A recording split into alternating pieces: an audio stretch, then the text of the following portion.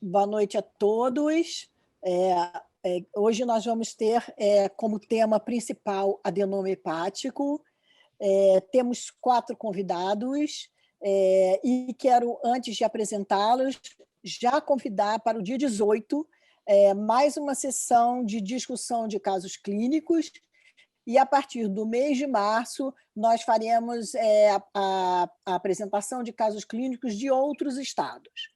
O tema de hoje, como havia iniciado, adenoma hepático, e eu vou apresentar 2 dos palestrantes e o Dr. Raimundo Paraná, com quem eu divido essa tarefa, 2.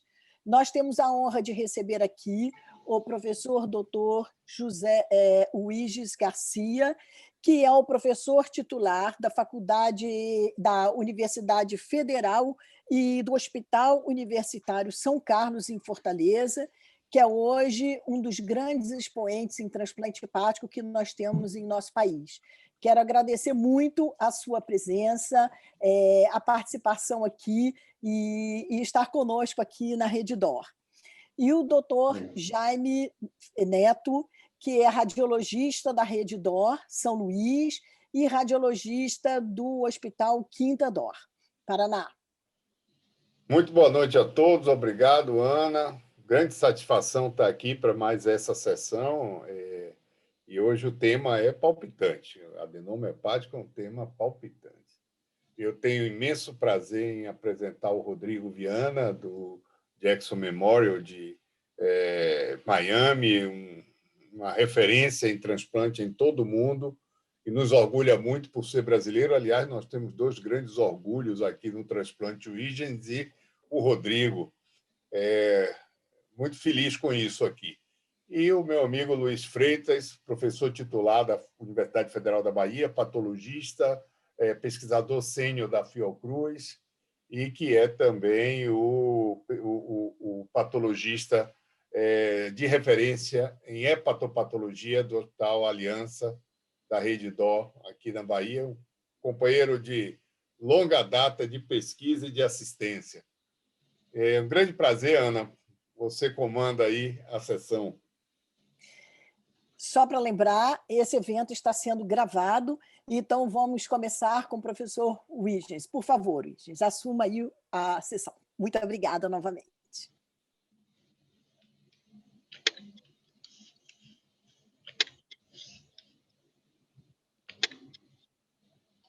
Boa noite a todos, é um prazer estar aqui com vocês. Agradecimento especial à Rede DOR, e especial à professora Ana Pitela, ao Raimundo Paraná. Boa noite a todos, os palestrantes, ao Rodrigo Viana. E nós vamos realmente falar de um tema muito atual, que sofreu uma revolução no tratamento, eu diria, principalmente nos últimos anos. Então, esse seria o tema da nossa apresentação, o tratamento, a conduta na era atual do adenoma hepatocelular.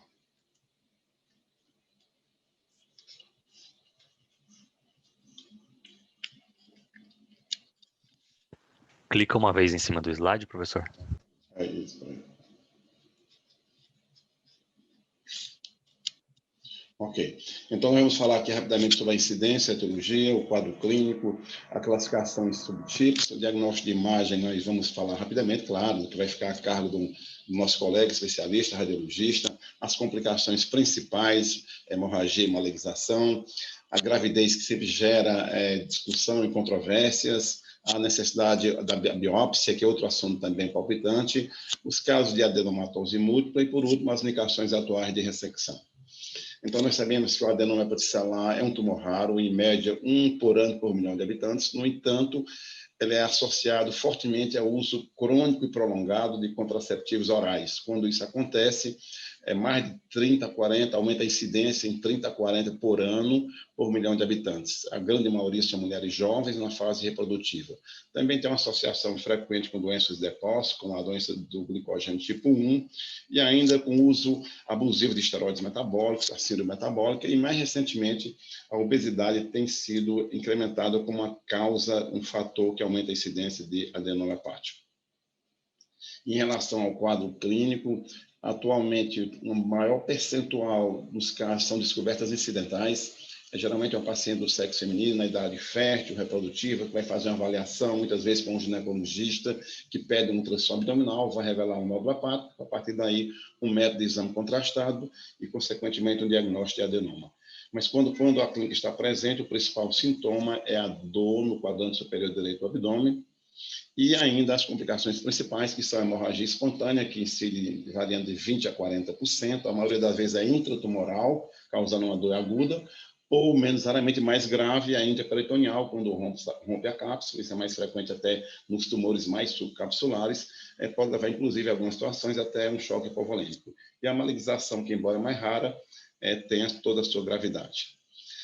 E creio que esse artigo publicado em 2013 é a maior casuística de um serviço sobre adenoma, 400 pacientes operados, 411 pacientes operados. Esses autores encontraram uma taxa de hemorragia sintomática de 14% e uma incidência de malignização menor de 3%. Então, em relação ao diagnóstico de imagem, que eu não vou me deter aqui, claro, nós vamos ter um especialista em seguida, mas a ressonância magnética não tem dúvida que é um método de escolha, primeiro porque tem uma alta sensibilidade em avaliar gordura, hemorragia, que são achados frequentes no adenoma, como vocês estão vendo aqui à esquerda, e ainda também ele é muito útil no diagnóstico diferencial com hiperplasia nodular focal, como vocês estão vendo no slide à direita, na foto à direita. Então, o tratamento clássico até 2010, 2011, se baseava exclusivamente no sexo e no diâmetro do tumor, ou seja, estudos mostravam que os tumores maiores de 5 centímetros teriam muito mais risco de sangramento, como também de malignização. E esse risco era muito maior em homens. Então, foi a partir desses estudos que se planejou, várias diretrizes, como a que nós participamos, que foi publicada pela Sociedade Brasileira de Hepatologia, SBH, que em 2015 nós recomendávamos que a ressecção devia ser indicada sempre em mulheres na idade fértil com lesões maiores que 5, e em homem, independente do tamanho, porque já havia estudos mostrando que a taxa de malignização do adenoma em homem gira em torno de 50%. E nessa ocasião também foi discutido durante a gravidez que mesmo lesões menores do que 5, se a mulher quisesse engravidar, era recomendável ressecar. Eu vou mostrar mais na frente que isso não é verdade, que estudos recentes mostram a segurança da gravidez em pacientes portadores de adenomas menores. Então, até pouco tempo, as lesões maiores que 5 centímetros eram igual à ressecção cirúrgica. E a ressecção seria anatômica ou segmentar, claro, vai depender da presença, da localização do tumor, se no segmento lateral, se é uma lesão mais central, de tal forma, como, por exemplo, esse paciente que nós operamos, um paciente de 29 anos, 5 anos de anos ovulatórios, com uma grande lesão na ressonância, uma lesão heterogênea com áreas de hemorragia. Vocês estão vendo na foto aí uma lesão subcapsular, mas também envolvendo grande parte do lobo direito, que foi tratada com sucesso com a hepatectomia direita. Ou esse outro caso também, que operamos há mais de 10 anos, um paciente com volumoso adenoma que sangrou, não sangrou somente intratumoral, que posteriormente nós foi submetido a uma hepatectomia direita. No entanto, com a nova classificação que surgiu aí, principalmente no grupo de Bordeaux, né, a classificação de Bordeaux, em 1909, 10, 11, que classificou os adenomas em 4 subtipos. Os adenomas inflamatórios, que são os mais comuns, que são mais relacionados com a hemorragia, os adenomas com mutação HNF1-alfa, que são os adenomas esteatóticos, que são os mais comuns nas mulheres que usam anticoncepcionais, e os adenomas com mutação da beta-catenina, que são os mais raros, mas os que têm maior potencial de malignidade. E cerca de 10% não foi possível fazer essa classificação imunohistoquímica. Então, só para mostrar que os estudos mostraram em seguida que o adenoma inflamatório realmente tem um risco de hemorragia que variava em torno de 30%, um baixo risco de malignização. Enquanto o adenoma com mutação HNF1-alfa, que é um dos mais comuns, basicamente 100% em mulheres, e a maioria absoluta usavam contraceptivo oral. Esses adenomas hoje são também conhecidos como os adenomas esteatóticos. E mais raro, o adenoma com mutação da beta-catenina, que era relacionada em adenomas em pacientes do sexo masculino, e também nos pacientes que utilizavam andrógenos, e esses adenomas eles têm alto risco de malignização.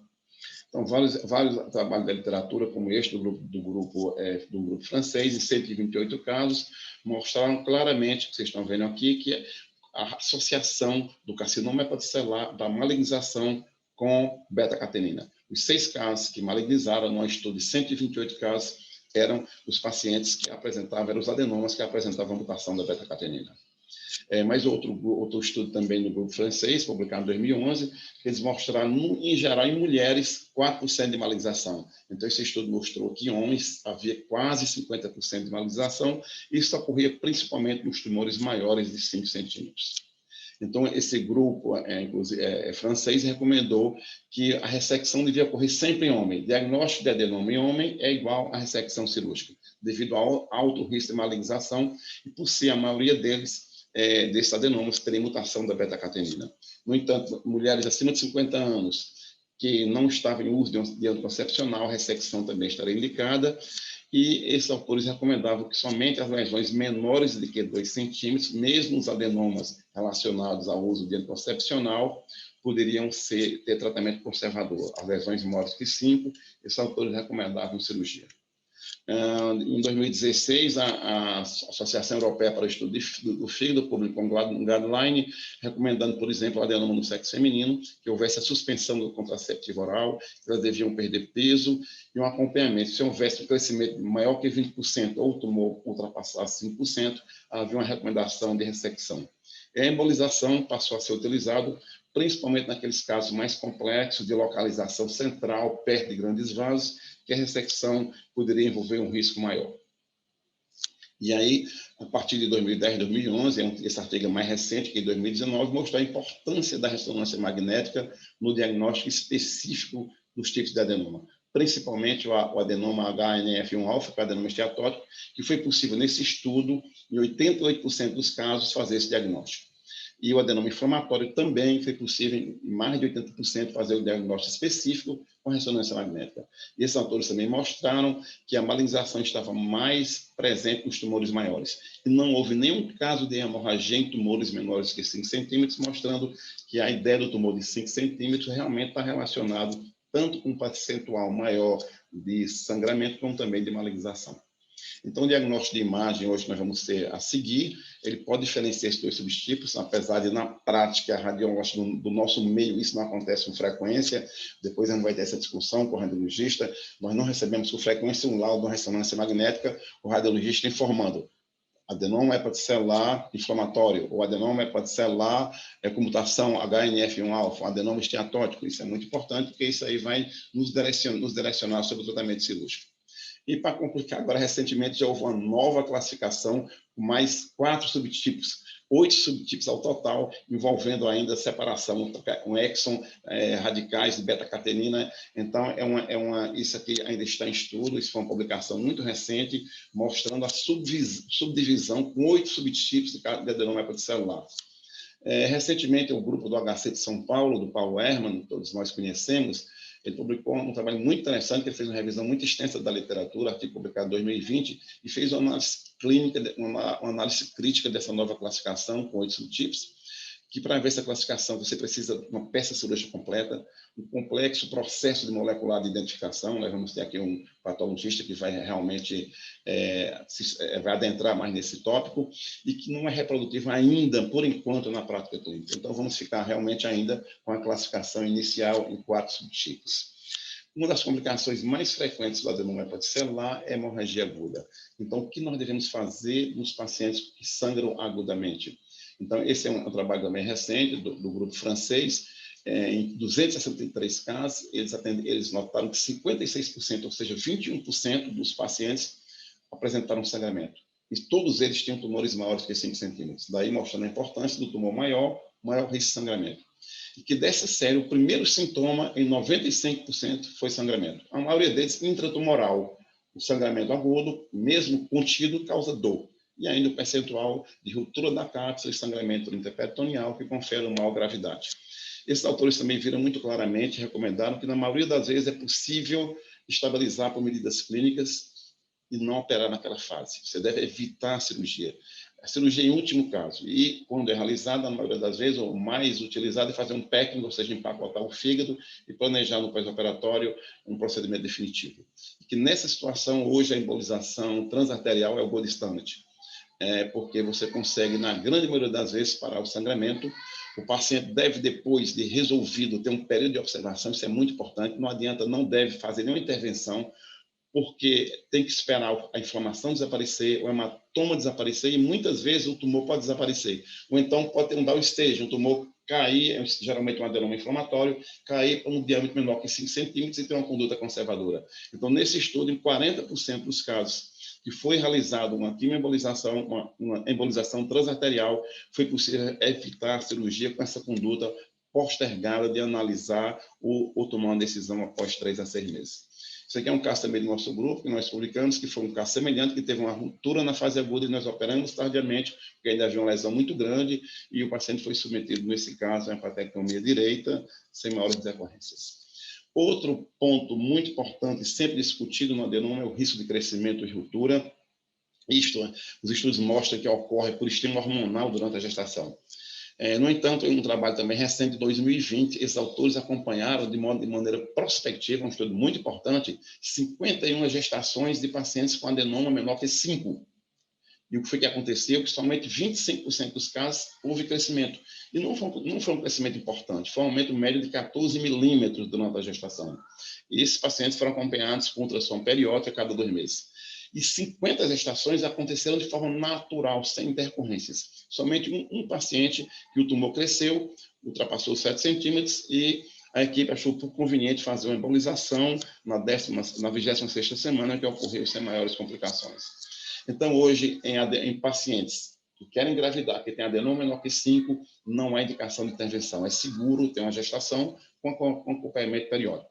E, claro, os pacientes que querem engravidar, que têm um adenoma esteatótico, não esteatótico maior que 5 centímetros, preferentemente eles devem ser ressecados antes da gestação. Em relação à malignização, nós já falamos um pouco, o risco geral é baixo, mas no homem é em torno de 50%, e esse risco na mulher é menor que 5%. Mas, no entanto, quase sempre, quando você tem uma mulher com adenoma que maligniza, o tumor é maior que 5 e tem mutação da beta-catenina. Outro ponto de discussão são as biópsias, né, que elas podem ser realizadas somente em adenomas não esteatóticos.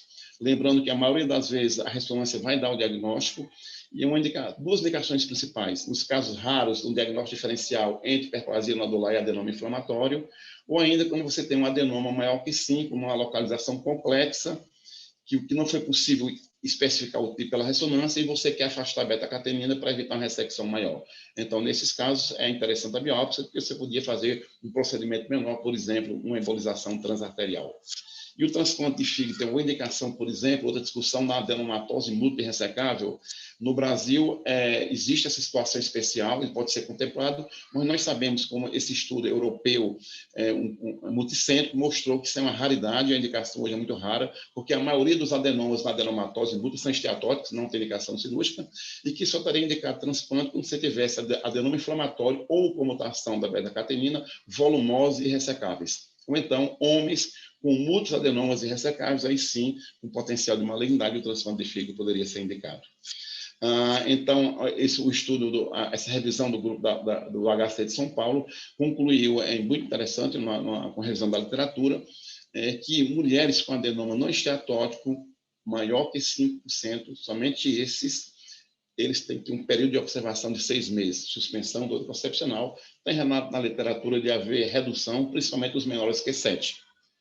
E após esse período, se os tumores continuarem acima de 5, eles deviam serem submetidos à ressecção. Pacientes com adenoma esteatótico, independente do tamanho, não deveriam ser operados. Adenomas em homem é igual a ressecção, como nós já falamos, pela alta incidência de malignização. E adenomas inflamatórios em pacientes obesos, já tem alguns artigos na literatura mostrando redução e até mesmo desaparecimento após perda de peso, após uma cirurgia bariátrica. Então, é recomendável nesses pacientes. E hoje é preferível o acesso laparoscópico, como nesse caso, um paciente do nosso serviço que tinha um adenoma inflamatório no segmento lateral, que foi tratado por uma segmentectomia lateral por laparoscopia, que é um acesso preferido nessas doenças benignas, principalmente naquelas lesões mais periféricas, nas lesões menores. E, para concluir, eu diria que hoje o tratamento do adenoma hepatocelular é um tratamento individualizado e multidisciplinar. A ressonância magnética é essencial no diagnóstico de subtipos. A biópsia é raramente indicada. E o adenoma esteatótico, ou seja, o HNF1-alfa, na maioria absoluta dos casos, independente do tamanho, o tratamento é conservador. E a ressecção em adenomas hepáticos não esteatóticos, acima de 5 centímetros, é mais segura e deve ser realizada na maioria dos pacientes. Em homens, todos os adenomas devem ser ressecados devido à alta incidência de malignização. Muito obrigado.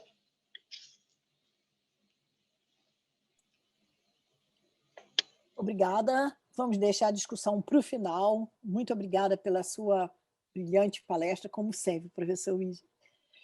Jaime, por favor.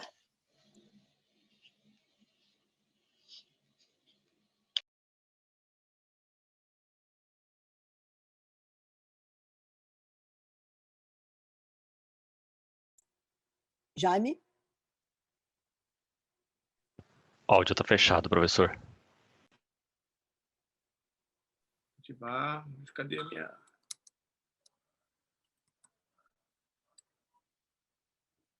Cadê aqui? Compartilhar a tela.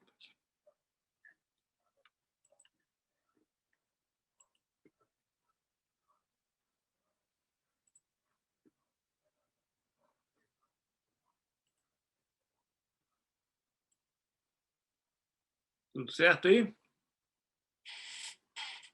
Perfeito. Então tá, queria agradecer primeiro o convite. É um prazer estar aqui com vocês. É um prazer, é uma honra, na verdade, contar com a confiança da Ana Pitella, uma companheira de muitos anos já de discussão de casos clínicos. E me coube falar um pouco da imagem dos adenomas hepatocelulares. Eu botei aqui um pequeno roteiro da aula. Primeiro, definir que, como o Dr. Huygens já disse, o foco é na ressonância magnética, né? Tem algumas imagens de tomografia, mas o diagnóstico diferencial vai se basear muito nas imagens de ressonância magnética. Eu vou falar uma palavrinha só sobre a fisiologia do contraste hepatobiliar, porque é importante para a gente entender algumas coisas. Depois, entrando, o diagnóstico diferencial é adenoma ou é alguma outra coisa, e subtipos de adenoma. O contraste hepatobiliar é um meio de contraste que ele tem uma dupla função, na verdade, né? Ele tem uma circulação inicial pela circulação sanguínea e pelo espaço extracelular da mesma forma que os outros contrastes, mas num tempo mais tardio, após 10 a 15 minutos da injeção, ele começa a ser captado ativamente pelos hepatócitos. Então, esse esquema aqui ele mostra que essa captação depende dessa molécula aqui, do OATP, que é uma molécula que só existe em hepatócitos, em derivados de hepatócitos. Essa molécula é a mesma que pega o sal biliar e bota do sangue para dentro do hepatócito, e depois esse contraste ele é excretado no canalículo biliar. Então, só as moléculas que têm a expressão do OATP que vão captar o contraste hepatobiliar. As demais células vão ficar pretas. Então, quando a gente vê uma imagem na fase hepatobiliar, se a lesão não tiver nenhum contraste hepatobiliar, ela vai ficar, nenhuma OATP, ela vai ficar preta, como a imagem de cima. Isso vale para os cistos, para os hemangiomas, para as metástases, a maioria dos hepatocarcinomas e dos adenomas. Se a célula já teve alguma relação com o fígado em algum momento da vida dela, então ela pode ter essa memória e ter essa expressão dessa molécula ATP. Então ela vai ficar ou isoatenuante em relação ao fígado, ou vai ficar hiperatenuante em relação ao fígado. Mas, de forma geral, qualquer molécula, qualquer lesão que capte o contraste hepatobiliar, ela tem uma origem hepatocelular. Isso é muito importante, porque ela vai ser ou uma hiperplasia anular focal, ou um adenoma, ou mesmo um carcinoma hepatocelular. Mas não vai ser nenhum outro diagnóstico diferencial desses. Quando a gente fala de adenoma, a gente está pensando no nódulo na mulher jovem, né? Existe o adenoma em outras situações clínicas, mas a gente está focando basicamente no diagnóstico diferencial. Normalmente são pacientes jovens que se apresentam, como o Dr. Huygens falou, com achados de imagem, e a gente quer saber, é um adenoma que a gente precisa se preocupar ou é hiperplasia anular focal que a gente pode esquecer. Então, o diagnóstico diferencial vai sempre acabar nesse ponto, né? Essa é uma hiperplasia anular focal bem típica. A hiperplasia anular focal não é uma neoplasia, ela é simplesmente uma forma amartomatosa, é uma redistribuição arquitetural diferente, mas os hepatócitos são normais do ponto de vista molecular. Então, a imagem representa isso. São lesões que são iguais ao fígado, as sequências ponderadas em T2 ou em T1. Quando a gente injeta o contraste, normalmente eles impregnam muito na fase arterial, dessa forma bem típica aqui, né? Com essa cicatriz central que não capta na fase arterial.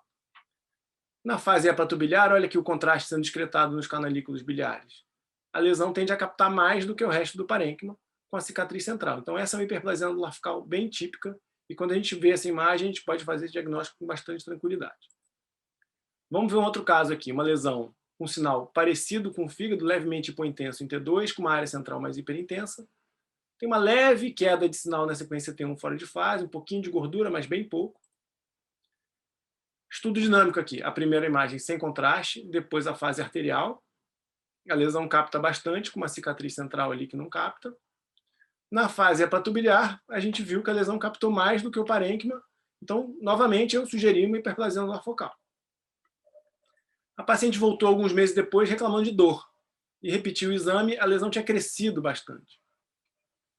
E aí repetimos o exame e repetiu aquele padrão, hipervascular, captando o primoviste, mas com uma cicatriz central. Como a paciente estava com dor e a lesão tinha crescido muito, ela foi levada à cirurgia e o diagnóstico foi um adenoma hepatocelular do tipo inflamatório. Então, eu estou trazendo essa imagem aqui justamente para complicar a nossa cabeça aqui, né? A gente aprendeu que hiperplasia anular focal capta primoviste, adenoma não capta primoviste, e eu já estou questionando isso aqui, né? Como é que isso se dá, né, do ponto de vista estatístico, assim? Esse artigo aqui mostra bem as características que favorecem a diferenciação entre adenoma e hiperplasia anular focal. Primeiro, metade dos adenomas tem gordura, mas quase nenhuma hiperplasia anular focal tem gordura. Esse é um fator. A cicatriz central não estava presente em nenhum dos adenomas. A impregnação é intensa nas hiperplasias anulares focais. A maioria dos adenomas tem impregnação não tão intensa assim. Na fase hepatobiliar, 93% dos adenomas não capta. Mas só para a gente lembrar que 93% não é 100%. Então, a gente está falando de uma chance muito alta, mas a gente não está falando de uma certeza diagnóstica tão clara assim. Esse caso aqui, ó, a gente tem um estudo dinâmico, sem contraste. Na fase arterial, a gente identifica dois nódulos, uma lesão maior e um outro menor, os dois hipervasculares. Nas outras fases, eles ficam parecidos com o parênquima. Na fase hepatobiliar, o que a gente vê? A lesão menor captou o contraste, mais do que o fígado, e a lesão maior não captou nada. A paciente foi a uma hepatectomia direita, porque a lesão era muito grande, e demonstrou que era um adenoma e uma hiperplasia anular focal. Isso também é bastante comum, né? A epidemiologia das lesões é semelhante, então a coexistência delas não é nada raro. Esse caso aqui, a gente tem uma lesão que é isointensa ao parênquima, no T2, com uma cicatriz central levemente hiperintensa. No estudo dinâmico aqui à esquerda, à direita, a gente vê que a lesão capta na fase arterial bastante, de forma homogênea, e a cicatriz central capta na fase tardia, um aspecto bem típico aqui de hiperplasia anular focal. Só que ela tinha uma quantidade de gordura expressiva aqui na lesão. Então, essa paciente foi submetida a uma biópsia e é uma hiperplasia anular focal, mas com uma apresentação atípica de ter gordura. Então, a gente precisa ficar atento a esses padrões quando eles começam a fugir um pouco para ver se a gente consegue elaborar o diagnóstico sem fazer a biópsia. Outra coisa importante é estar atento aos diagnósticos que a gente está fazendo, qual a implicação. Quando a gente faz um diagnóstico de hiperplasia anular focal, a gente está fazendo um diagnóstico de segurança, a gente está garantindo que é uma lesão benigna. Olha essa lesão aqui. Ela é hipervascular, ela retém o contraste hepatobiliar na fase tardia. Mas ela tem uma cicatriz central bem heterogênea, estranha, umas áreas de hipersinal em T2 que não eram para estar aqui. A impregnação na fase arterial é bastante heterogênea. Esse é um paciente homem de 60 anos de idade. Não dá para a gente ter segurança nesse diagnóstico. O paciente foi ressecado e isso era um hepatocarcinoma bem diferenciado. Então, a gente faz o diagnóstico de hiperplasia anular focal, mas a gente tem que ter certeza do que a gente está falando e estar atento às variantes e os casos que fogem do padrão. Entrando mais aqui nos adenomas mais especificamente, esse artigo aqui é bem interessante, é um artigo da Journal of Hepatology, é um artigo que fala de radiologia, mas ele fala muito de outras coisas também, não é um artigo só de radiologia, e fala daquela classificação molecular que o Dr. Huygens já falou. O que a gente vê aqui é que os adenomas inflamatórios, aqui o rosa, e os adenomas esteatóticos, com a inativação do HNF1-alfa, são 70% dos casos. E os outros casos são beta-catenina, esses dois aqui, esse Sonic Hedgehog, que é não sei por que tem essa referência ao personagem, mas se a gente vê, cada um deles tem aspectos clínicos diferentes, né? Mutações genéticas diferentes com aspectos clínicos diferentes, Isso se traduz na imagem também. Quando a gente começa a ver, separando os adenomas esteatóticos dos inflamatórios por características de imagem, o que a gente vê aqui, na fase arterial, a maioria dos adenomas esteatóticos capta pouco. Os adenomas inflamatórios tendem a captar mais. A maior parte, quase nenhum adenoma esteatótico capta o contraste hepatobiliar. O adenoma que captou o contraste hepatobiliar, na verdade, era do subtipo inflamatório. Então, a gente começa a ver aqui algumas características que favorecem esse diagnóstico. Esse outro artigo aqui ele faz uma análise mais aprofundada, inclusive usando aquela classificação de 4, né? De 4 tipos, do inflamatório, esteatótico, não classificado e beta-catenina. E o que a gente vê é a queda de sinal na sequência T1 fora de fase, que quer dizer a presença de gordura na lesão. 80% dos adenomas inflamatórios não tinham gordura. 80% dos adenomas esteatóticos tinham gordura. Nenhum adenoma beta-catenina tinha gordura. Então, a gente já vê que a gordura é uma característica dos adenomas esteatóticos e está menos presente nos outros tipos. O sinal do ATOL, que é uma característica de imagem bem típica, eu vou mostrar depois, não estava presente em nenhum dos adenomas esteatóticos, mas presente nos adenomas inflamatórios e nos adenomas beta-catenina. A impregnação ela era mais intensa na fase arterial nos adenomas inflamatórios, ou seja, são adenomas que têm mais vasos, eles são mais hipervasculares, e a maioria dos adenomas esteatóticos tem uma impregnação menor. O adenoma inflamatório tem sinusoides dilatados, então eles tendem a reter o contraste na fase portal e na fase tardia, assim como os adenomas beta-catenina. E a maioria dos adenomas esteatóticos fazem a lavagem na fase tardia. Na fase hepatobiliar, de novo, aquele padrão. Os adenomas esteatóticos nunca captam, os adenomas inflamatórios captam um pouco, os adenomas beta-catenina captam muito. Então, a gente consegue definir alguns padrões aí, a gente vai tentando fazer a diferenciação. Esse caso, por exemplo, aqui, Dr. Rubens, a gente colocou no laudo. Ó, sinal do ATOL, que é esse sinal alto em T2 na periferia, uma área central com um sinal relativamente reduzido do parênquima, bem típico o sinal do ATOL, uma lesão hipervascular que retém o contraste na fase portal. Então, bem típico aqui de adenoma inflamatório, dá para a gente botar no laudo com uma certa tranquilidade. Sequência T1 em fase, sequência T1 fora de fase. A queda de sinal aqui indica que tem gordura, muita gordura nessa lesão aqui. Estudo dinâmico, a lesão levemente impregnada, não é um padrão hipervascular. Lavagem na fase portal e na fase tardia. Um T2 meio incaracterístico. Um adenoma esteatótico, também com padrão bem típico. Esse aqui também, adenoma esteatótico que tem gordura. A gente vê a lesão quase não vê no T1, a gente vê no T1 fora de fase. A queda aqui quer dizer com presença de gordura. É levemente hipervascular, mas, de novo, lavagem nas fases portal e tardia, sem realce na fase hepatobiliar. Também, de novo, um padrão típico de adenoma esteatótico. Os adenomas beta-catenina já começam a ficar mais heterogêneos, né? Um padrão bem heterogêneo em T2, com umas áreas de degeneração cística e necrose no meio, uma impregnação arterial, uma retenção na fase hepatobiliar. Esse aqui é um diagnóstico histopatológico, eu não tenho muito como afirmar isso na imagem, né?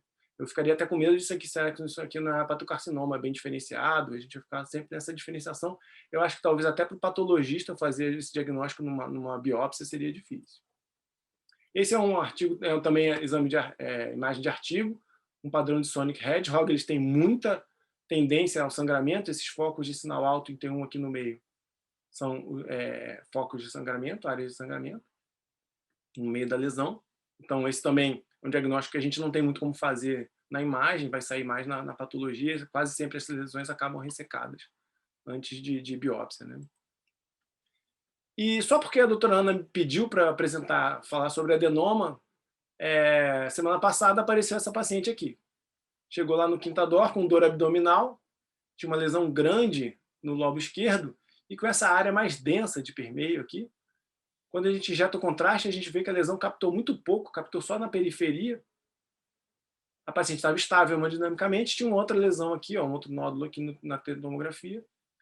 T2, uma lesão bem heterogênea, com muita gordura. Olha só como o sinal é alto em T1, cai no T1 fora de fase. Aquela outra lesão aparece só aqui, na gordura, quando a gente faz a sequência fora de fase. Então, no estudo dinâmico, a lesão estava captando muito pouco, só tinha essas áreas mais periféricas aqui de captação. A maior parte da lesão estava necrótica e hemorrágica. Então, a gente fez um diagnóstico de adenoma, a paciente está estável, está internada. Vamos acompanhar, ver o que acontece com ela. No final do ano passado, a gente teve esse outro caso. De novo, uma lesão do lobo caudado, um lugar estranho, né? Mas lesão bastante heterogênea, essa não tinha muita gordura. Mas, de novo, a lesão hemorrágica, com muita necrose, umas áreas de captação meio heterogênea. Essa paciente foi conduzida exatamente como o senhor falou. Feito a embolização, estabilizou a lesão e ela está aguardando a cirurgia. A gente não tem o subtipo diagnosticado ainda, mais uma sugestão de que seja um adenoma também que sangrou. E hoje de manhã, abri o exame lá, tinha esse caso aqui, que tem múltiplas lesões, uma paciente também jovem, com achado de imagem, uso de anticoncepcional. São lesões nodulares com esse hipersinal periférico, a porção central mais hipointensa, configurando bastante claramente o sinal do atol. Não tem gordura. Lesão ela é hipervascular, aqui na fase arterial do estudo dinâmico. E aquela padrão de retenção aqui na fase venosa. Então, isso aqui parece ser uma adenomatose múltipla, só que com adenomas do tipo inflamatório, né? O mais comum, como o senhor falou, é que sejam lesões estatóticas. Essa é uma paciente que tem mais de 15 lesões aqui, todas com esse padrão de adenoma, mais com um aspecto de padrão de adenoma inflamatório. Então, concluindo, a ressonância magnética é definitivamente o método de escolha para avaliação dos nódulos hepáticos. Se você tem um paciente com diagnóstico de nódulo no ultrassom e você quer prosseguir, eu acho que o passo seguinte é a ressonância, a gente não precisa passar mais pela tomografia antes disso. O contraste hepatobiliar é muito útil, principalmente nesse cenário da paciente jovem, mulher jovem, a gente vai usar sempre o contraste hepatobiliar a princípio. Às vezes ele induz algumas complicações, mas se o radiologista tiver experiência, ele vai saber navegar aí muito bem. Tomar cuidado com essas armadilhas que eu mostrei. Lembrar que os adenomas hepáticos são neoplasias benignas, mas que têm subtipos diversos e que estão associados com apresentações clínicas e riscos de complicação bastante distintos, né? E com a avaliação criteriosa, a gente vai conseguir propor a diferenciação em alguns casos. Nem sempre. Mas quando é bem típico, tem sido nossa conduta botar no laudo, sim, sugerindo adenoma inflamatório, sugerindo adenoma esteatótico, que são os principais e que a gente consegue fazer a diferenciação com mais tranquilidade. Os outros são um pouco mais complexos. A gente não tem experiência, são mais raros também, é difícil até a gente ganhar experiência com isso. Recomendo fortemente a leitura desse artigo aqui, um artigo que engloba tanto a parte clínica, como patologia, quanto a imagem. A Valérie Vilgan é uma ótima radiologista lá de Paris, que está envolvida na formatação desse artigo. Recomendo fortemente aos interessados a leitura. Muito obrigado. Muito obrigada, Jaime, por sua apresentação. Como sempre, brilhante, não preciso nem falar, a gente trabalha junto há muito tempo. E agora, o professor Freitas, por favor, para depois a gente começar a discussão com o Rodrigo. Bem, boa noite a todos. É um prazer muito grande estar aqui, na companhia de tão ilustres colegas. E é sempre para mim um grande prazer poder falar sobre patologia hepática, né? Patologia hepática em adenoma, eu acho que ganhou uma importância significativa a partir do trabalho do grupo de Bordeaux e que tem uma participação efetiva importante de patologistas. Então, nessa apresentação, eu vou falar sobre correlatos morfológicos das distintas assinaturas moleculares dos adenomas hepatocelulares. Bom, como já foi dito, são neoplasias raras, a incidência aumenta muito nas usuárias de contraceptivos orais, eles podem ser únicos ou múltiplos, e o carcinoma hepatocelular pode se desenvolver eventualmente em adenomas hepáticos. Isso ocorre em menos de 10% dos casos, está mais relacionado com os adenomas em usuários de esteroides anabolizantes, em algumas condições genéticas, como glicogenose 1, e como nós vimos já repetidas vezes essa noite, relacionadas à mutação da beta-catenina. E um dado que é importante é que, muitas vezes, para o patologista, o diagnóstico diferencial entre adenomas atípicos com carcinoma hepatocelular bem diferenciado, muitas vezes é difícil, se não impossível de ser feito. Bom, esse é o aspecto macroscópico de um adenoma hepatocelular. Vocês estão vendo um fígado, seguramente com esteatose, e aqui se apresenta um nódulo bem delimitado. Esse nódulo geralmente não apresenta cápsula, né? E, sob o ponto de vista histológico, ele lembra muito, na maioria das vezes, um padrão de um fígado normal, com exceção da ausência de espaços portas no interior dos nódulos. E vocês podem ver que os hepatócitos eles se distribuem em traves regulares. Esses hepatócitos são bem diferenciados e a presença de esteatose é frequente porque, na maioria das vezes, os adenomas hepatocelulares eles estão relacionados com a mutação do HNF1-alfa, e isso tem a ver com uma proteína que é responsável pela exportação de lipídios e também da indução da síntese de lipídio. Então, são tumores geralmente que mostram vasos arteriais, esse aspecto repetido aqui. Bom, o interessante é que nós não falamos mais em adenoma hepatocelular, nós falamos em adenomas hepatocelulares, porque esses tumores, essas neoplasias, elas têm padrões histológicos bastante heterogêneos. Nós temos adenomas com esteatose, adenomas que se sabia apresentavam arranjos pseudoacinares e atipias, e adenomas que tinham aspectos inflamatórios telangiectásicos.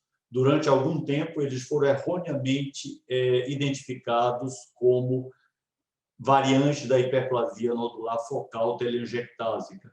Hoje se sabe que era uma interpretação errônea de um aspecto morfológico. E adenomas têm outras especificações.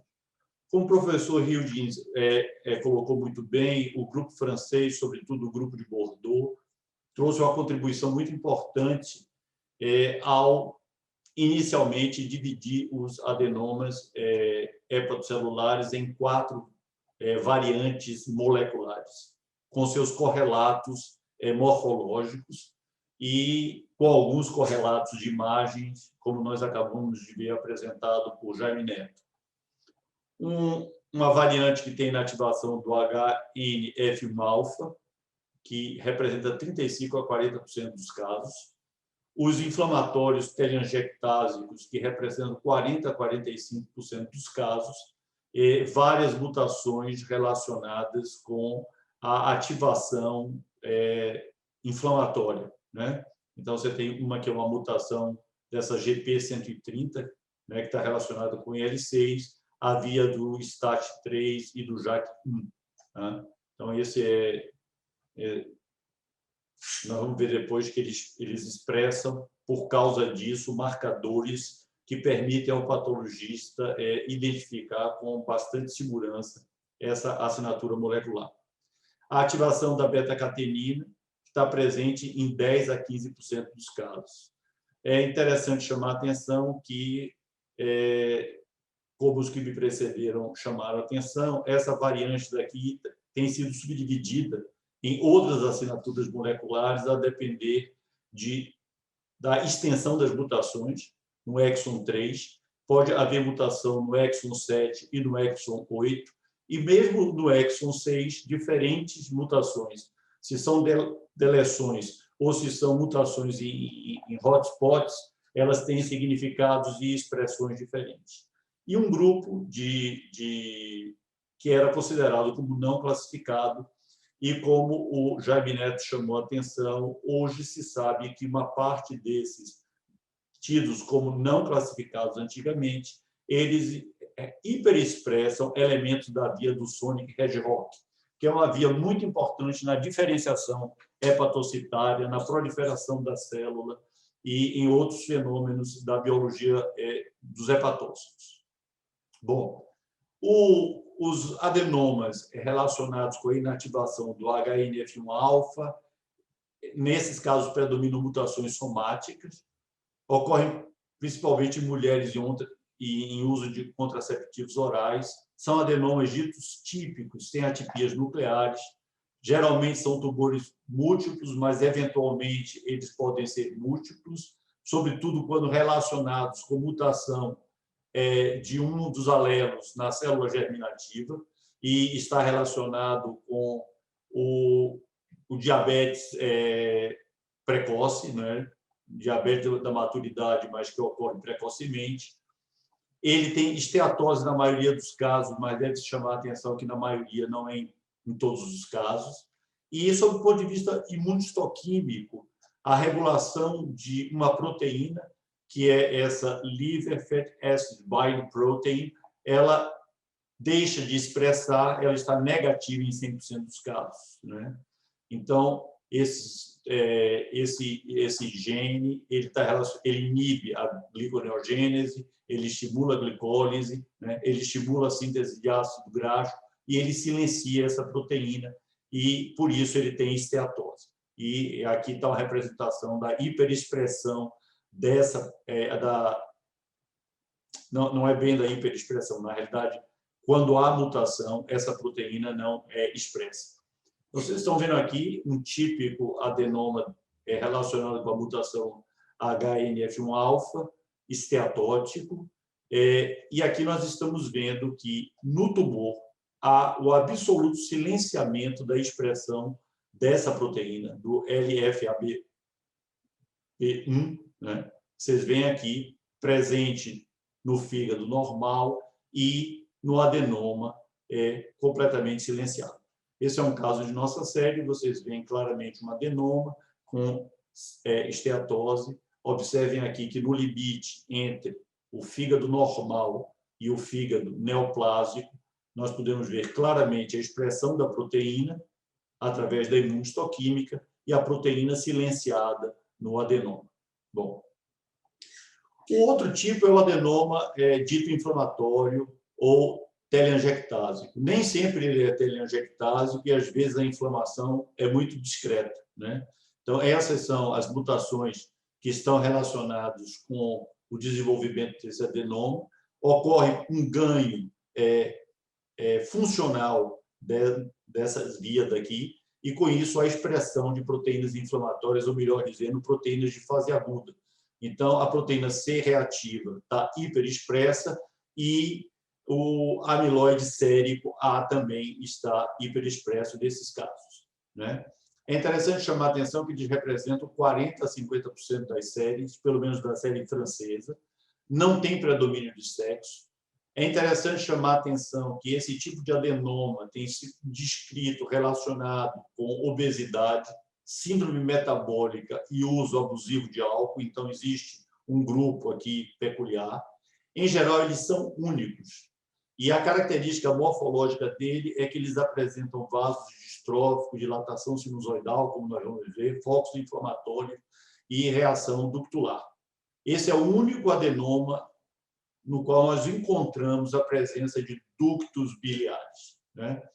E eu queria chamar a atenção que 10% dos casos tem mutação de beta-catenina.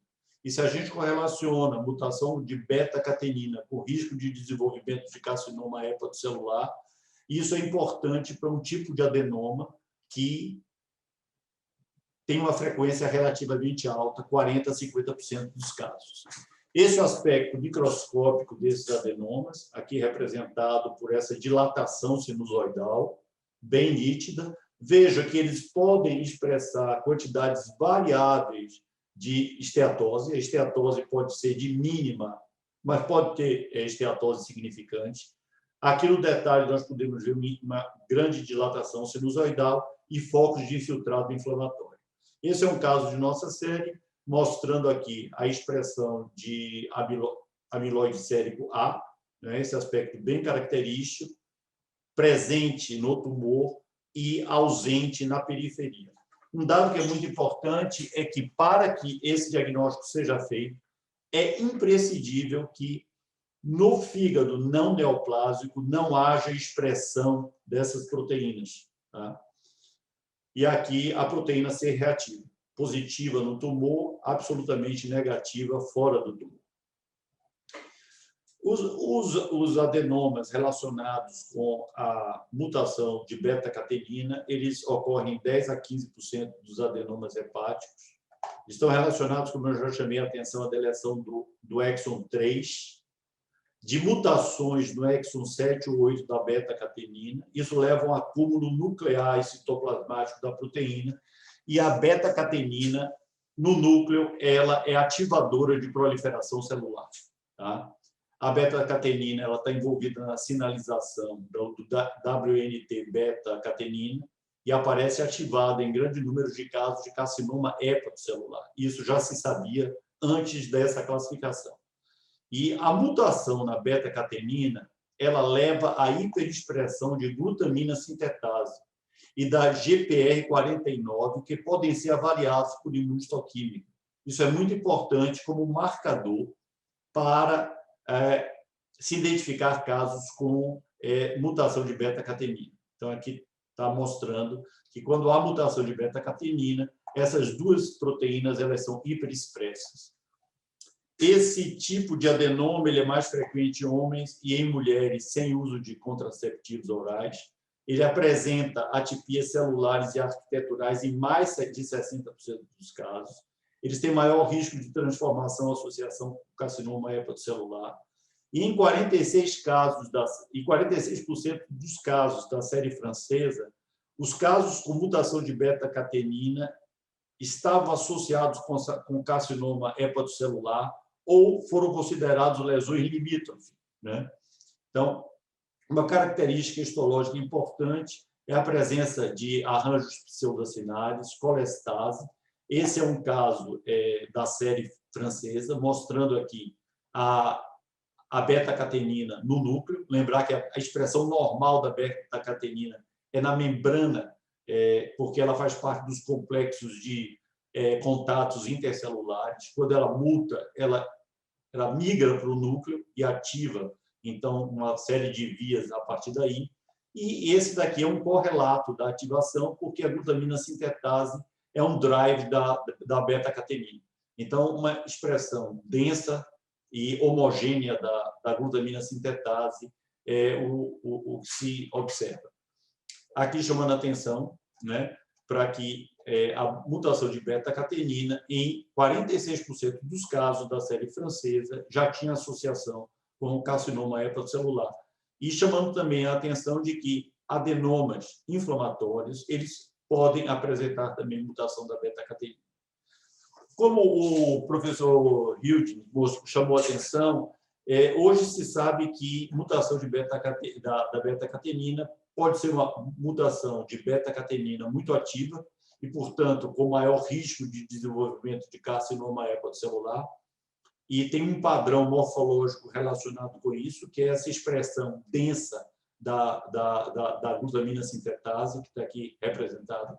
Outras fazem uma moderada ativação, tá? E outras fazem uma ativação que é pequena, né? A mutação do exon 3 S45, por exemplo, dá um padrão, que é um padrão heterogêneo, difuso, mas não tão denso quanto aquele que a gente observa na mutação por deleção do exon 3.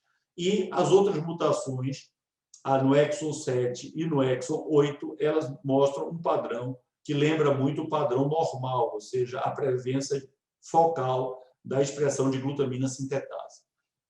Esse é um trabalho que detalha, e eu não vou me deter muito, que mutação de beta-catenina tem níveis diferentes, expressões diferentes, e que, sob o ponto de vista histológico, de imunistoquímica, você pode identificar esses padrões. Então, aqui, uma deleção no exon 3, com intensa expressão de glutamina sintetase, aqui no exon 3, S45, ou nos exons 8 e 7, mostrando um padrão que tem esse reforço na interface com o fígado não tumoral, né?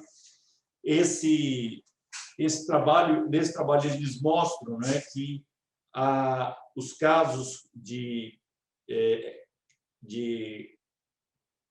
adenoma hepatocelular benigno, eles têm pouca ativação da beta-catenina. Os casos borderline, eles apresentam uma intensa ativação da beta-catenina e que fica próximo do que se observa no carcinoma hepatocelular, mostrando, portanto, uma relação entre essas duas variantes. Bom, eu chamei a atenção de que cerca de 10% dos adenomas hepatocelulares inflamatórios, eles têm mutação ativadora de beta-catenina. Então, aqui tem um caso em biópsia, em que se mostra a expressão de proteína C reativa, o que caracteriza um adenoma inflamatório, mas, ao mesmo tempo, a imunistoquímica para glutamina sintetase mostra um padrão de densa expressão de glutamina sintetase, colocando, portanto, um caso de um adenoma inflamatório como um adenoma misto, né? Um BI, e, portanto, com risco de desenvolvimento de carcinoma hepatocelular. O grupo dos adenomas que são não classificados, eles representavam 10% dos casos na série original, tem achados típicos de tumor benigno, eles são negativos para LFABP, porque ele expressa LFABP, ele não expressa proteínas de fase aguda inflamatória, ele não expressa glutamina sintetase. Recentemente se identificou foram identificadas mutações na via do Sonic e Red-Rock, e uma das proteínas dirigidas por essa via é a arginino succinato sintetase. E existem marcadores que podem identificar esse subgrupo de indivíduos. É interessante chamar a atenção que esse subgrupo com mutação na via do Sonic e Red-Rock é mais frequente em mulheres com massa corpórea aumentada, indivíduos que apresentam doença esteatótica não alcoólica do fígado, e esses casos têm alto risco de sangramento, mesmo em nódulos pequenos. Tá? Isso foi apresentado pelo Jaime Neto, eu não vou me deter, mas chamando a atenção para essa subclassificação, e apresentar aqui um algoritmo proposto por Christine Sampoux, que faz parte do grupo de Bordeaux, atualmente atua na Suíça, chamando a atenção o seguinte, que os adenomas hepatocelulares identificados, eles devem ser inicialmente submetidos a uma avaliação de mutação do HNF1-alfa através da expressão da LFABP. Os casos em que essa expressão é negativa, a investigação para por aqui. Nos casos em que ela é positiva, investiga-se proteínas da fase aguda e glutamina sintetase. Nos casos em que as proteínas de fase aguda são positivas e glutamina sintetase é negativa, eles são classificados como inflamatórios puros. Aqueles que não expressam proteína de fase aguda, mas expressam glutamina sintetase, eles são classificados como mutação de beta-catenina, e aquele grupo misto.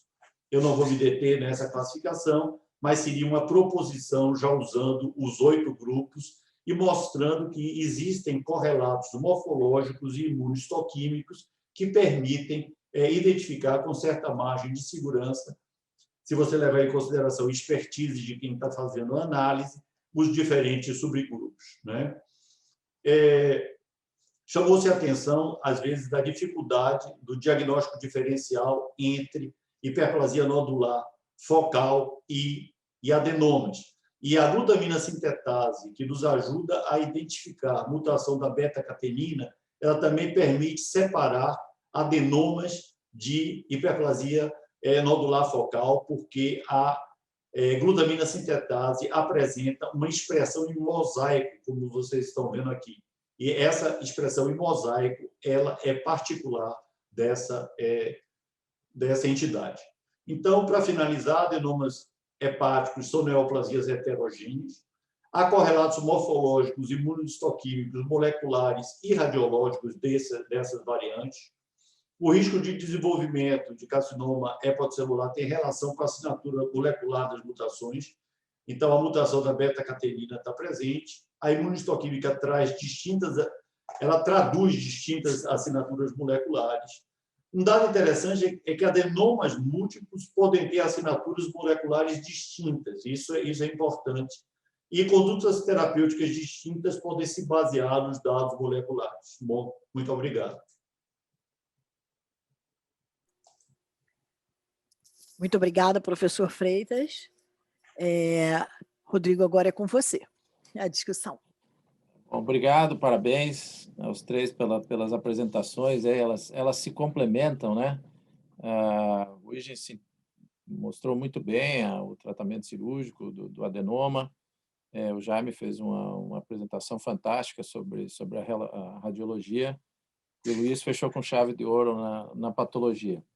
Algumas coisas, é difícil você comentar quando três pessoas falam tão bem, é até difícil você comentar alguma coisa, né? Porque foi tudo exposto. Mas acho que algumas coisas interessantes é que, aonde eu me lembro, né, a doença até vinha diminuindo, até pelos contraceptivos orais, ter uma dose hormonal menor, e ela, ultimamente, na última década, acho que talvez até pela essa epidemia de obesidade que a gente está vendo, de obesidade, de diabetes ou da síndrome metabólica, ela voltou, né? Voltou a uma prevalência, pode aparecer, e acho que os estudos mais recentes falam até uma prevalência de 20% a 30%, que é muita coisa da população. E esses adenomas, na presença da obesidade, como vocês disseram, são os adenômias que têm uma prevalência, talvez, de um risco maior, até de malignidade, porque este fígado, principalmente nos doentes que a gente está vendo, até o Huygens, e a gente também aqui no transplante, são doentes com NASH, né, que ele já tem um parênquima hepático, que já tem uma predisposição tanto ao HCC, como essas formas um pouco mais malignas do adenoma, né? Então, acho que mudou um pouco o enfoque. A gente sempre, no adenoma, durante muitos anos, a gente tentava achar uma razão para não intervir, né? Porque normalmente eram pacientes jovens, que você não queria operar, chegava uma paciente de 20 anos com adenoma, você acompanhava, e hoje você está vendo outro tipo de paciente. Você está vendo o cara obeso, com distúrbio metabólico, que vem com esse adenoma inflamatório, que pode ter alteração da beta-catequina. Então, é interessante a gente monitorar isso. Acho que os subtipos estão aumentando e, fatalmente, essa biologia molecular vai levar a uma terapia dirigida pela oncologia, né? Então, quando a gente conseguir mapear isso, eu acho que, similar ao que está acontecendo com HCC e algumas outras doenças, a gente fatalmente vai conseguir, talvez, silenciar algumas dessas doenças, e elas podem ser tratadas de forma não invasiva. Uma pergunta interessante, talvez, aqui, só para levantar uma polêmica um pouco, né? Então, mais para o Huygens, aí, o que ele faria? Uma das coisas que acaba chegando para a gente, Huygens, no transplante, é aquele paciente que já teve uma ressecção, né? Então, o paciente teve uma ressecção, tinha uma doença maligna, e aí ele tem uma pequena recidiva. Tem uma pequena recidiva, e aí um cirurgião pode falar, não, vamos operar de volta. E aí você fala assim, não, mas é um paciente obeso, que já tem um fígado gorduroso, já com um pouco de NASH, mas ainda não é cirrótico. Mas ele já tem complicações. Então, o que a gente tem visto aqui é que tem surgido algumas, vamos dizer, guidelines, né, para você fazer o transplante, que é a exceção, né? Então, por exemplo, o paciente já foi ressecado pelo menos uma vez com recidiva. E, além disso, ele tem que ter algumas complicações, né? Ele teve uma hemorragia que foi life-threatening, ou ele teve mais de 2 hepatectomias, ou ele tem um tumor que tem a beta-catequina positiva num paciente obeso. Então, Huygens, para você uma pergunta. Quando é que você define quando você leva um paciente desse para transplante, levando em consideração a biologia molecular, se o paciente é obeso, ou se ele teve ressecções prévias? É realmente uma pergunta complexa, né, Rodrigo? Primeiro, assim, em relação a você está falando da recidiva de um adenoma, um novo adenoma, ou já um carcinoma? Já maligno. Já foi ressecado por ser maligno e recidivou uma pequena lesão que pode ser ressecada, na verdade. Okay. Mas você tem um padrão no fígado que pode levar a uma lesão mais grave no futuro. Perfeito. Aqui no Brasil, nós não podemos transplantar esse tipo de paciente, né? Porque ele não é cirrótico e ele é possível de ressecar. Então, o primeiro passo aqui é que a gente teria que, provavelmente, ressacar novamente, né? Porque nós não temos esse passo aqui na nossa legislação para você indicar um transplante no paciente não cirrótico com lesão ressecável. E outra, não aqui especificamente no carcinoma hepatocelular, mas eu vi agora com 2 artigos, Rodrigo, impressionante, pacientes com adenomas inflamatórios, tá? fazem a cirurgia bariátrica e o adenoma até desaparece. E vários deles com redução importante de tamanho, passando de 7,8 para 4 centímetros. Né? Claro, aí não se aplica no paciente que já tem carcinoma, né? Mas no paciente com adenoma inflamatório, creio que no paciente obeso, eu acho que se ele tem indicação de cirurgia bariátrica, ele deve fazer primeiro e você avaliar depois a indicação cirúrgica. Então, nesse caso aí que você falou especificamente, já com carcinoma hepatocelular, eu creio que realmente eu concordo que alguns pacientes se beneficiariam do transplante, mas aqui nós não podemos indicar, teremos que ressecar. Não sei se você aí consegue, você falou que tem algumas situações, né? Se você tiver um NASH com fibrose, na verdade, você tem que mandar para a nossa câmara técnica aqui, né? Que é o board, para tentar aprovação, mas existem alguns critérios, por exemplo, se o paciente já tem história de transformação maligna, já tem história de 2 ou mais sangramentos, tem um fígado com NASH, né, o fígado de base já é NASH. Porque a beta-catequina, apesar dela ser expressa só no tumor, ela está expressa no fígado inteiro, né? Então, é um fígado que já tem uma propensão maligna. Então, eu também não posso listar e também não recebe pontos, né? Você vai ter que ou fazer um doador vivo ou esperar um fígado marginal e transplantar com mel de baixo. Mas o que eu acho é que, como a incidência de obesidade e essa síndrome metabólica está aumentando, e a gente está vendo até, acho que o Luiz falou no final aí, essa prevalência agora de 40% a 50% dos adenomas inflamatórios, que antes era o contrário, né? Você via aquela paciente jovem com uso de contraceptivo e que tinha o tipo 1, né? Que é o HNF1-alfa lá, que tem pouca chance de malignidade. Eu acho que a gente está vendo um pouco de uma transformação de um adenoma que vai surgir no paciente obeso, que se já tiver NASH, talvez com a cirurgia de obesidade, né? Esse risco diminua, mas às vezes esses doentes chegam tarde para a gente, né? Já foram ressecados, já tem fibrose. Então, acho que a gente tem que ficar atento nessa população, né? E que vai acabar aparecendo no futuro. Perfeito. Verdade. E, no mais, eu não sei se alguém quer, talvez, Raimundo ou Ana, passar alguma pergunta do chat aí, das pessoas que estão Tem algumas perguntas aqui. Oi, Rodrigo. Tem algumas perguntas aqui interessantes. Uma delas é sobre a experiência de vocês com adenoma induzido por anabolizantes ou implantes hormonais em mulheres ou anabolizantes nos homens. Qual é a experiência e se vocês têm e qual a recomendação nesses casos? No nosso, a gente não, eu, pelo menos, aqui no nosso serviço, a gente não vê quase esse tipo. Na verdade, como eu falei, acho que a prevalência dessa doença diminuiu, né? Então, eles acabam não vindo para a gente. Mas eu acho que não muda, acho que o tratamento é o mesmo, ver o tipo de adenoma que existe. Óbvio que você tenta, ao máximo possível, o tratamento não invasivo primeiro, né? E aí ver se tem beta-catequina, se tem transformação maligna, acho que não muda muito o tratamento, né? O que originou o tumor.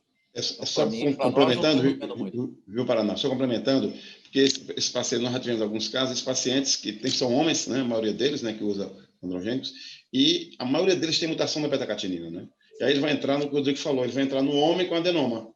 A maioria, 50% de malignização. Então, eles devem ser ressacados, independente do diâmetro, né? Porque eles são, a grande maioria são homens, né? E já tem um potencial muito grande de malignização. Acima de 5 centímetros, pior ainda, né? Até abaixo de 5 você pode, mas o homem, na verdade, eu não sei se não deve ressecar mesmo. Se já tiver a beta-catenina, tem gente que observa, mas como você falou, acho que a chance de malignização é muito maior que na mulher, né? E a gente está vendo, né? Talvez até pela obesidade ou esses fatores de risco, coisas que você não via há 20, 30 anos atrás. Então, acho que vão aparecer, né? Vão começar a aparecer mais esse tipo de tumor em homem, inclusive. A gente tem uma dificuldade aí diagnóstica também, que é como fazer o diagnóstico presuntivo de um adenoma num homem, né?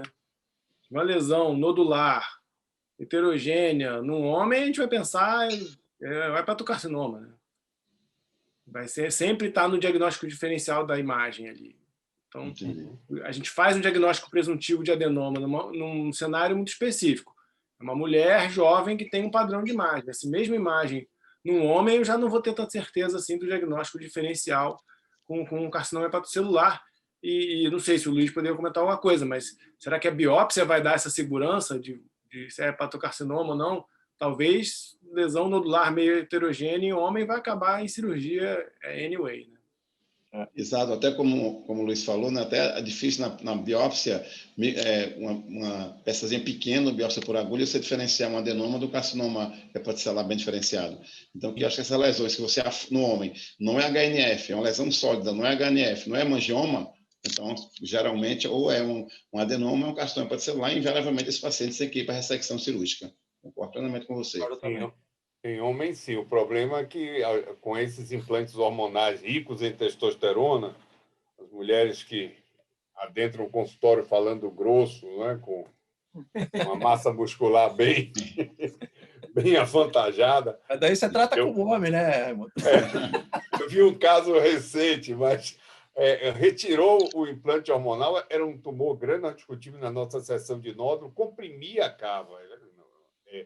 Era impressionante. E em 3 meses, essa lesão caiu de 4,5 para 1,5 centímetros, e eu acho que vai desaparecer, porque uma segunda lesão que ela tinha desapareceu.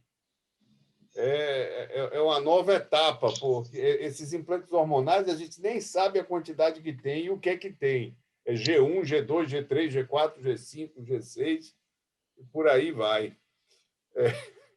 Tem uma pergunta aqui sobre adenomas múltiplos com mutação beta-catenina e com uma malignização no passado. Se indica a câmara técnica de transplante. Não cirrótico, obviamente, né? Um adenoma numa mulher, mas é adenoma múltiplo, já fez várias ressecções, pelo que eu entendi. É sempre adenoma beta-catenina positivo, mas ela teve, em 2005, a ressecção e que a patologia diagnosticou malignidade. Esse caso aí, né, Paraná, entra no que a gente falou anteriormente, que a maioria das adenomatoses, que são mulheres também jovens, são adenomas tipo esteatóticos, né? Que você não teria na indicação nem de ressecar nem de transplantes. Mas se eles não são esteatóticos, já tem o diagnóstico de mutação de beta-catenina e são irressecáveis, claro, o transplante aí é a melhor opção. E está previsto na Câmara Técnica, né? Você pode solicitar por adenoma múltiplo. Agora, o problema é se num deles tivesse um carcinoma hepatocelular que ultrapassasse o critério de Milão, a ressecção prévia, né? E vai entrar numa complexidade maior. Por exemplo, se a humana tivesse ressecado um carcinoma hepatocelular de menor que 5 centímetros, tudo bem. Mas se tivesse ressecado um maior, aí teria, teoricamente, você teria que esperar pela legislação atual pelo menos 2 anos, se você operar fora do critério de Milão, para o paciente ser candidato novamente ao transplante. No Brasil é assim. Se você ressecar fora de Milão, você só pode transplantar depois de 2 anos, se não aparecer, claro, nenhuma recidiva, ou se aparecer um tumor de novo dentro do Milão. Agora, se o paciente não tem esse diagnóstico prévio, aí não, aí realmente você pode mandar para a cama técnica por mutação de beta-catenina ou inflamatório volumosos, difusos e ressecáveis. Ou você poderia fazer um interviews, né, Ruigens, aí no Brasil? Sim, pode sim. Aqui é diferente. Aqui você pode. Aqui, na verdade, a gente tem muita liberdade de fazer as coisas, né? Você pode listar o paciente, fazer, só que como você tem a sua sobrevida esperada, que é pública, aí se você começa a ter resultado ruim, os caras vêm e vão investigar o seu programa, né? Então, eles te dão a liberdade, mas depois investigam, né? Test, but verify. Então, você pode fazer, mas também tem que ir para um paciente desse. Você pode listar, mas ele vai com mel de... Aqui você pode listar o que você quiser aqui, né? Só que ele vai sem mel, vai sem ponto. Então, ele vai com mel de 7. Então, você poderia listá-lo, só que você tem que arcar com a consequência depois se você tiver recidiva. É um pouco diferente. Não tem esse período de 2 anos, ou se você transplanta e tem uma recidiva, você pode até resgatar, mas daí você vai ter que perder um graft, né? Vai perder um enxerto. Então, a desvantagem aqui não tem pontos. Você poderia fazer um entrevista, ou você lista com mel de biológico, que vai ser baixo, né? Queria fazer uma provocação para o grupo. Primeiro, uma observação, a importância da discussão multidisciplinar. Não dá para se trabalhar mais sozinho, isso é muito importante.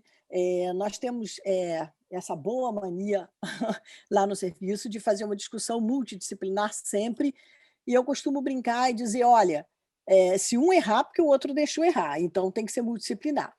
E agora uma provocação.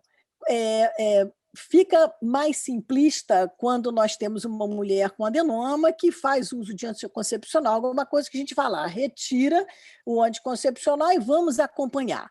O que é que a gente chama para vocês de acompanhar quando é que eu faço uma imagem ou se eu biopsio. E, ainda nesse pensamento, se é um homem que tem um adenoma, o que é que se faz? Entendeu? Um adenoma obeso, e como é que vocês fariam? Acompanha, biopsia? Eu queria ouvir do grupo.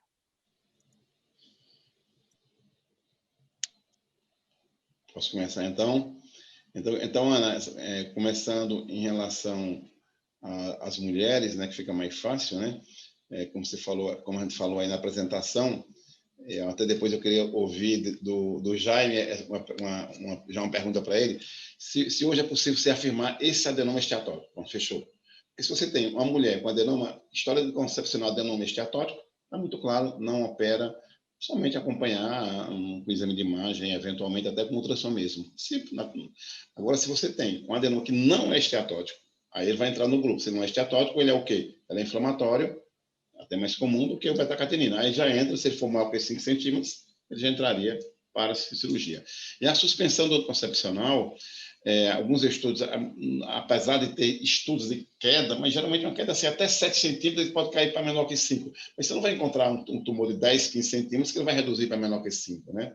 Então, essa queda acontece e o período de espera tradicional é 6 meses, apesar de um artigo recente sugerir aumentar para 12 meses. Entendeu? Então, seria esse aspecto. No homem, como a gente já afirmou aqui, a obesidade dificulta. Eu acho que você tem um adenoma, creio eu, um paciente obeso, obesidade mórbida, eu acho que você deve primeiro indicar a cirurgia bariátrica nesse paciente, para ver se essa lesão não vai, vamos dizer, que é um adenoma inflamatório com 7 centímetros, 8 centímetros, você depois pode operar com mais segurança até desaparecimento. E, claro, se for possível uma ressecção, também você tem que ver, né, Rodrigo, a localização, né? É uma lesão periférica no segmento 2 ou 3 que sai muito bem para a laparoscopia, não é uma localização central. Então, esses são aspectos que realmente envolvem uma discussão multidisciplinar, inclusive com o cirurgião, com a patologista, com o radiologista intervencionista, para que você possa achar o tratamento mais adequado para esse paciente. Bom, deixa eu comentar aqui. Eu acho que o diagnóstico de adenoma esteatótico é o mais fácil de fazer. Você tem uma lesão normalmente com muita gordura, ela é homogênea, ela não é tão hipervascular quanto o adenoma inflamatório ou beta-catenina. Então, acho que é um diagnóstico mais fácil de fazer. A gente vai fazer menos confusão com a hiperplasia anular focal. Então, assim, dizer que é esteatótico é mais fácil. O adenoma, quando ele começa a fugir do padrão, né, tem pouca gordura, tem muita hipervascularização, captou o contraste hepatobiliar, aí a gente já começa a fugir um pouco do padrão, não vamos ter tanta certeza assim. A maioria das vezes a gente vai fazer confusão, adenoma inflamatório que captou o hepatobiliar, que nem eu mostrei ali o caso. Isso é que vai dar confusão diagnóstica. É mais do inflamatório com hiperplasia anular focal, ou beta-catenina com hiperplasia anular focal, do que do adenoma esteatótico. Assim, que esse diagnóstico é mais fácil de fazer do que os outros. Perfeito. O adenoma inflamatório, 10% deles tem mutação de beta-catenina. Adenoma inflamatório com menos de 5 centímetros, em homem ou em mulher, vamos dizer, em mulheres, como é que vocês se comportam? Indica biópsia? Como é que vocês vão saber se tem mutação de beta-catenina ou não tem mutação de beta-catenina? E quem tem mutação de beta-catenina tem grande risco de provavelmente não regredir, mas progredir para um carcinoma hepatocelular. Perfeito. Então, vamos voltar para o homem, que é mais fácil. Então, isso 10% no geral, né? Mas até no homem essa percentagem é maior ainda. Então, no homem, eu acho que hoje não tem muita discussão. Mesmo menor que 5, opera. Na mulher, por que não opera só menor que 5? Porque os estudos mostram que, mesmo na mulher, o risco de você ter uma mutação do beta-catenina e carcinoma é principalmente lesões acima de 5. É muito raro na mulher, mesmo inflamatório, uma lesão menor que 5 ser o carcinoma hepatocelular. Quer dizer, ela vai crescer quando tem a mutação da beta-catenina, aí sim, se passar de 5, não é esteatótico na ressonância, que o Jaime Neto deu o diagnóstico, então você vai ressecar. Porque ele vai entrar no grupo de quê? De adenoma não esteatótico maior que 5 centímetros. São esses pacientes aí que têm um risco maior de malignização. Ok. Eu concordo com o Huygens, e eu acho que a única situação ruim que pode acontecer nesse é o homem com tumor menor, que 5 centímetros, mas com alguma contraindicação para a cirurgia, né? O cara é obeso mórbido, problema cardíaco, problema pulmonar, e o outro que eu acho que às vezes pode complicar um pouco, como o Huygens falou, é aquele tumor central, né? Que você não... Você vai, ele está invadindo o lobo esquerdo, está meio no lobo direito, é um homem, você biopsia, se ele maligniza, você faz transplante, o que você faz, né? Porque o fígado é normal, foge do critério de Milão, então esse cara está numa penumbra, né? Porque ele está irressecável, ele tem contraindicação e você não pode transplantar. Então, eu acho que esse é o único caso que realmente incomoda todo mundo, né? Que é esse tumor numa localização muito ruim ou com contraindicação cirúrgica. E aí, Rodrigo, eu acho que para mim a indicação precisa de biópsia. Porque se você, por exemplo, essa lesão de localização central, vamos pensar até numa mulher, um não esteatótico, você biopsia, por exemplo, e não for a mutação da beta-catenina, não for, aí você pode fazer o quê? Uma embolização transarterial. Porque você vai diminuir o tamanho do tumor, diminuir a chance de sangramento. E se for, por exemplo, a mutação da beta-catenina central, você pode pedir situação especial para a cama técnica para transplante. Se você achar que a ressecção é muito complexa ou até inviável, né? Então, a biópsia, a meu ver, é a principal indicação de biópsia atualmente, né? Você já viu na câmara técnica isso, não? Você já viu esse tipo de caso na câmara técnica? É possível, porque entraria dentro do diagnóstico, inclusive, nós já até autorizamos recentemente no grupo de Brasília, porque ficaria como um adenoma irressecável, né? Já que a biópsia mostrou que não é um carcinoma hepatocelular, é um adenoma com mutação da beta-catenina. E aí você ele recebe algum ponto extra, Huygens, ou ele é listado? Sim, não, recebe igual ao carcinoma hepatocelular, 20, depois de 3 meses, 24, depois 29, semelhante. E no Brasil, as situações especiais são equiparadas, né? Apesar de a Câmara Técnica ter autorizado a CIT refratária MEL de 29 de saída, mas ainda hoje todas têm a mesma pontuação.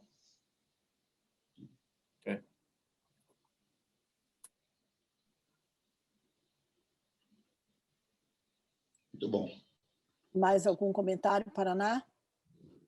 Eu tenho um comentário interessante aqui sobre o que fazer com uma mulher, idade fértil, que teve um adenoma, e como é que você vai fazer a contracepção. A resposta é barreira ou opta pelo Mirena, que é progesterona, em tese seguro. Qual é a experiência de vocês aí em Miami, no Rio e lá no Ceará?